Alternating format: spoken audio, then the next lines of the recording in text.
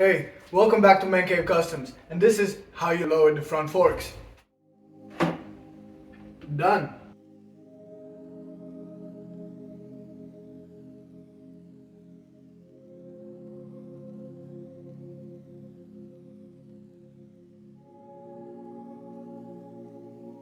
But really, clearly one method is to drop the forks just here on the steering wheel, but sometimes it changes the geometry of the bike too much, or you get in the situation like me where you cannot lower them more because the bars are in the way and I want to keep the conventional bars, so you need other ways to do this.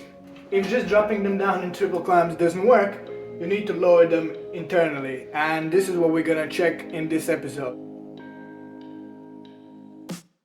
Start off by loosening the bolts that hold your brake caliper. You'll thank me later. You will need to take the forks off, so place your bike on the center stand if you have one, prop it up with a few pieces of wood and undo the front axle bolts and remove the axle. Your front brakes might be hugging the disc too hard. In that case, you will need a screwdriver to pry them apart. Oh yeah, don't forget the mudguard.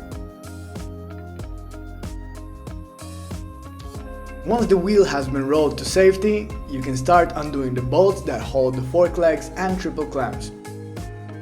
From there you can slide the fork legs out. Be careful, don't tip the bike over.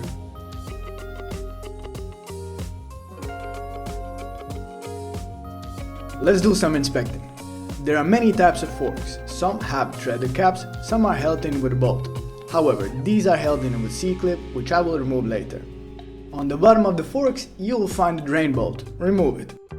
Find a container for the old oil and by pumping the shock, drain out the old and filthy fork oil. Fork tubes and fork legs are held together by an Allen bolt at the bottom of the forks. Wrap the forks in a cloth to protect them and secure them in the vise. With an Allen key, undo the bolt. To help you with the leverage, you can use a small spanner. Now you're ready to separate the tubes and the forks. Now that you repeated the same steps for the other side, you're ready for the toughest part, undoing the fork cap that will reveal your spring. There's many ways to do this, however, I have limited tools available to me, so I make do with what I have. Protect the bottom of the tube with a cloth and secure it in the vise. I use a ratchet strap and an 8mm socket to press down on the cap to reveal the C-clip, which I then remove with a pick tool. Be careful when releasing the pressure from the ratchet straps. As the cap is spring-loaded, it might fly away. Safety third. Remove the spring, which will give you access to the fork piston. This is where the oil squeezes through to smoothen your ride. Measure how much you would like to lower the forks. Keep in mind that forks have a limited amount of travel, thus to retain some of the ride comfort, do not lower them too much. Once decided, go ahead and make the cut. I'm going for a 4 cm drop here, which should keep me from bottoming out the forks. Cut the springs evenly with an angle grinder and don't throw out the leftovers. You will then need to use a spacer for the piston, which is what actually lowers the forks. This will force the piston to remain deeper in the fork tube, which in return will sit lower in the fork bottoms. Clean all the components and the inside of the fork tubes to prevent any dust or bad oil remaining in the forks. Finally, it's time to reassemble.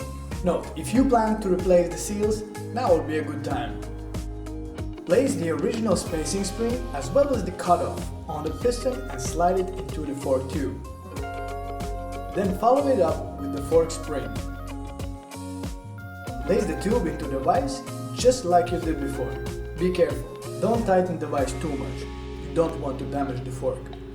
The process from here is just backwards from what we've already done. Place the spring cap on top of the spring, the ratchet straps on the forks and compress them.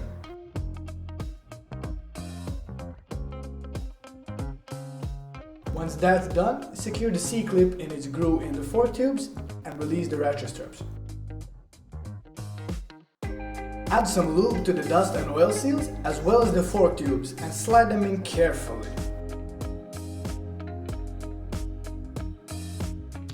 Insert the bolt at the bottom and tighten it to secure the fork tube to the bottoms. Now it's time to fill these suckers up. The user manual asks for 263 milliliters of oil.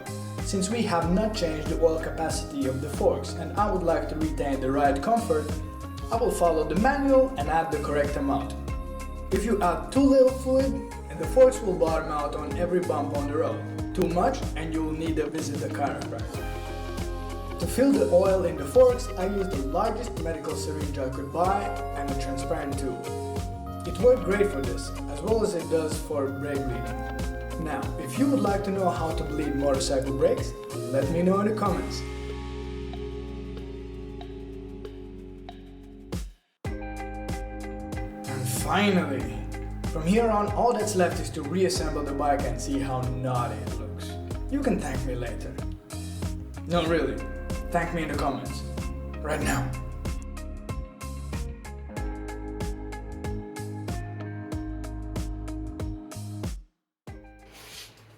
And that is how you lower the front forks of a motorcycle. I hope you found the information useful and you can use it on your own little build. As you know, as you can see, you don't need much. Just a small garage, some tools, and you can go ahead and build your own motorcycle and make things look your own way.